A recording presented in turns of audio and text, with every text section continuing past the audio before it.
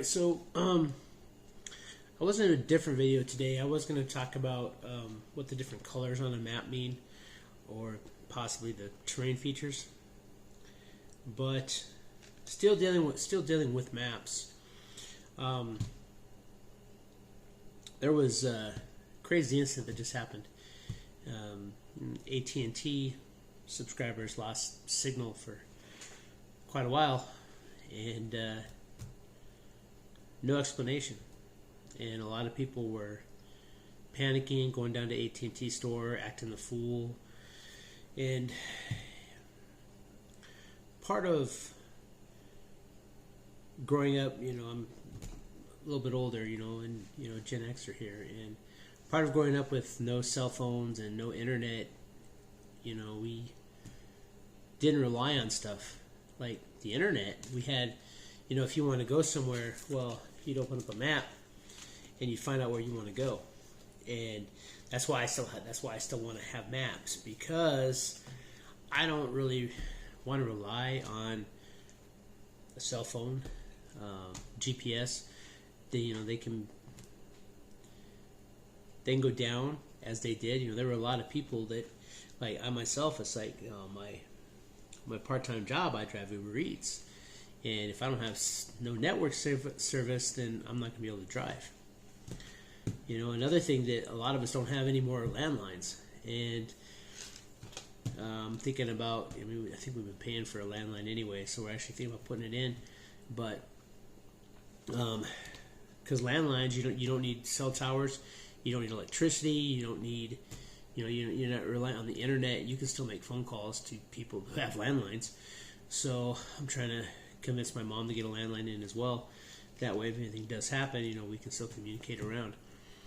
Because this little incident, just for a few hours, and there's a lot of speculation out there, whether or not it was cyber attack or natural, like a solar flare or something. Personally, I tend to lean towards cyber attack, because if it was a solar flare, then why wouldn't my T-Mobile phone be out? When T-Mobile was working, I didn't have any issues.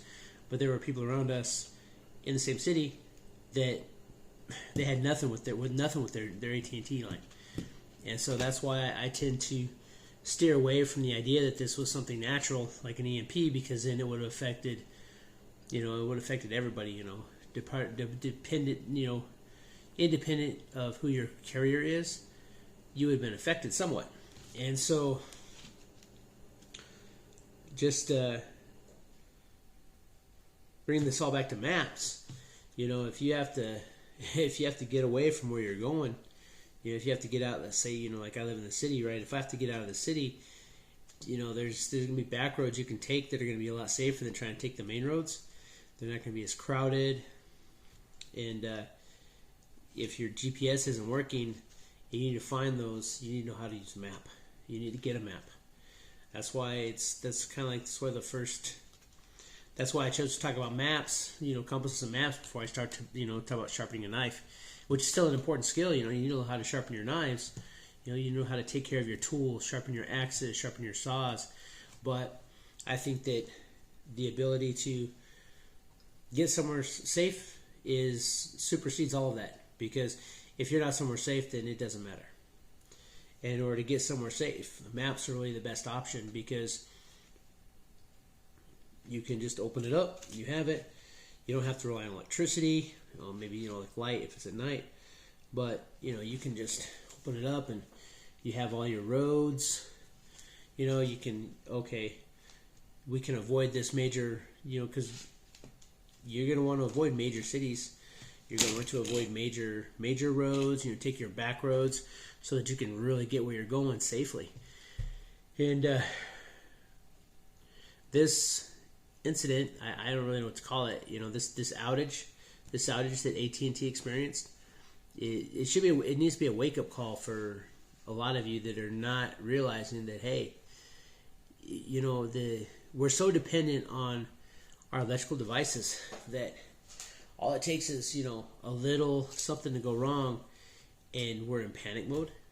We're going to be, I saw videos of people going down to AT&T store and just pounding on the completely acting like crazy.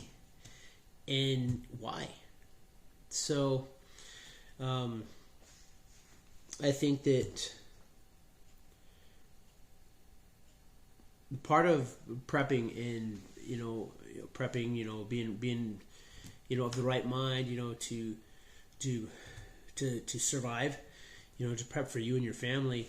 You have to take all this into consideration, and this was something that, if it was a cyber attack, then they could have been, whoever it was, kind of throwing out like, okay, let's see how much we can do, how much damage we can cause. Let's see how they react.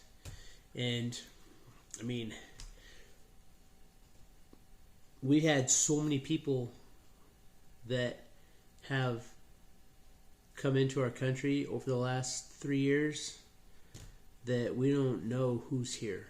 And that's kind of a scary thought, because we know some of the people that are here, and we know the ones that we've caught that have been on the terror watch list and stuff, but we had so many people that just got across.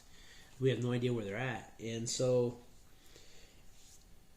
if it was a cyber attack, they could be planning something much larger. They could be. I don't know.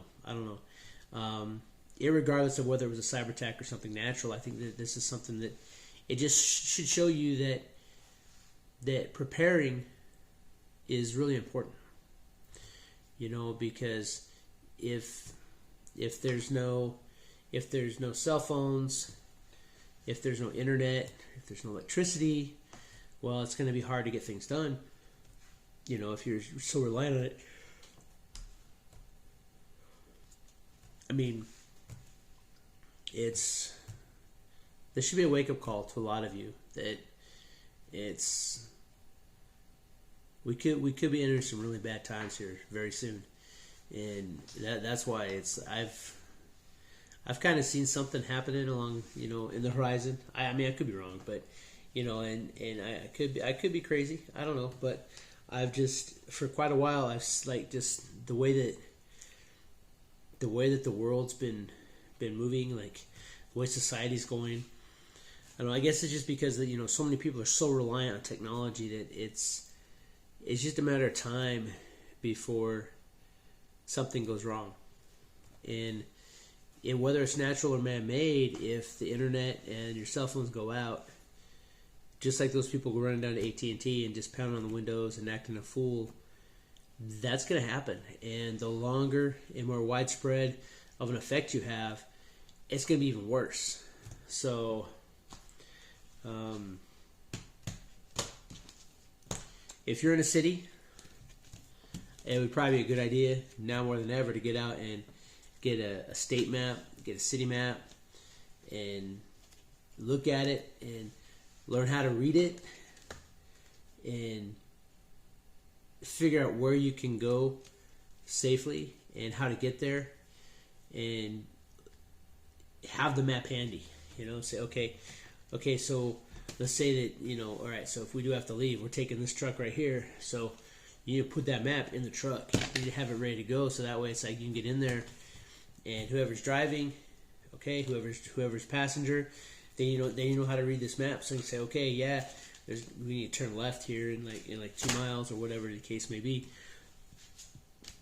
So weird times. We're experiencing some weird times, and again, it doesn't. And the thing is, it doesn't matter if it's man-made or natural. If the lights go out, a lot of people are not going to know how to react and how to respond, and a lot of people are going to panic, and it can get scary for people. So that's why, for me, prepping is so important for me. And that's why it's like I'm going to make sure that I've got several months of food on hand for everybody in my family. I want to make sure that I have a way to protect everybody in my family. I want to make sure that my family can protect themselves as well. So all this is so important, and if we all just take that one little step and everybody prepares their own little household, then we can get through this, just like they did in the Depression. Because the Great Depression hit, it was bad for everybody, and people pulled through because they pulled together. And by pulling together as a community, they were able to get through the dark times and come out stronger and actually better for it at the end of it. And that's why I've said several times, I feel that our two biggest possible reasons to need to prep are EMP, which, essentially, electricity or internet just going away, right? So the lack of electricity, we'll say, and another Great Depression. And I think that if the internet goes out, the lights go out, I think that it's going to push us towards the other. So, because there's so many stores that, we use computers to ring up everything. I don't even think that half of the new generation can even effectively get out a piece of paper and do math on a piece of paper, because, like, even in school, they're using laptops for everything. So, the more we've advanced, the more we've gone behind, I think. And it's going to be important to start getting ready. So I still got to get a couple more maps of surrounding states and everything, but an atlas would be a good idea. At least if you have an atlas, it doesn't matter where you're at, because atlases have all the states in them. But a good folding map like this is a really great idea, though, and that's why I like reading maps anyway. So kind of look around and see what you can see, but pretty important. But yeah, with the AT&T outage, I remember a couple years ago, Facebook was down for like 20 minutes or 30 minutes or something, and people were panicking about that. So the lights go out, if there's no cell phone service, things are going to get crazy. And we saw it just yesterday with people, pounding on it, going down to AT&T, because they couldn't call, went down, pounded on the doors, and made a fool of themselves. So, but anyway, next week we'll get back to actually discussing the map. But it was something that's just been in my mind, just kicking it around. It's like, man, it's like, I'm glad I know how to read a map. Not really. But yeah, because, without GPS, what are you going to do? It's like if you want to go somewhere safe without GPS, you can't just search for something. You look at the map, figure out where you're going. So, oh, and look at this. Mm-hmm. Oh yeah, having some hardtack.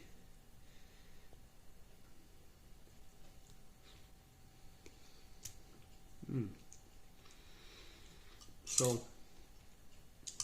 let's see here. Come on down. Yeah, let's come on down here. So she got some vegetable soup. Put a few pieces of hardtack in it. So, at least I know exactly what it tastes like. So if I need it,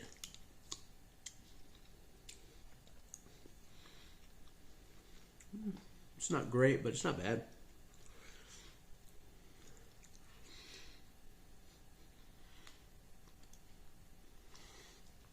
So, still pretty hard and chewy. Not a lot of flavor. It absorbs some of the vegetable broth, but it's not bad. I could probably get used to it.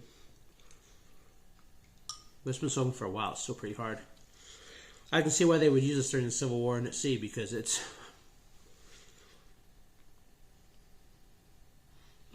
chewy.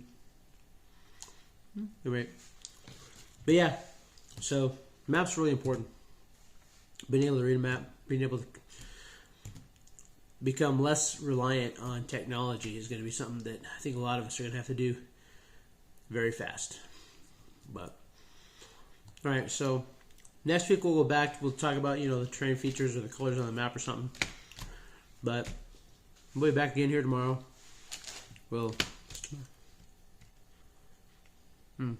Project. Yeah, we'll come back. I'm almost done with a big project, but we got some things to do. We got some gear to test out, and got some survival food to test out. A lot of good stuff coming up. All right.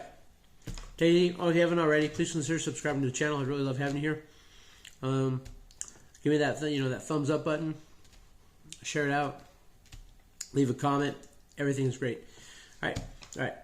Have a good night.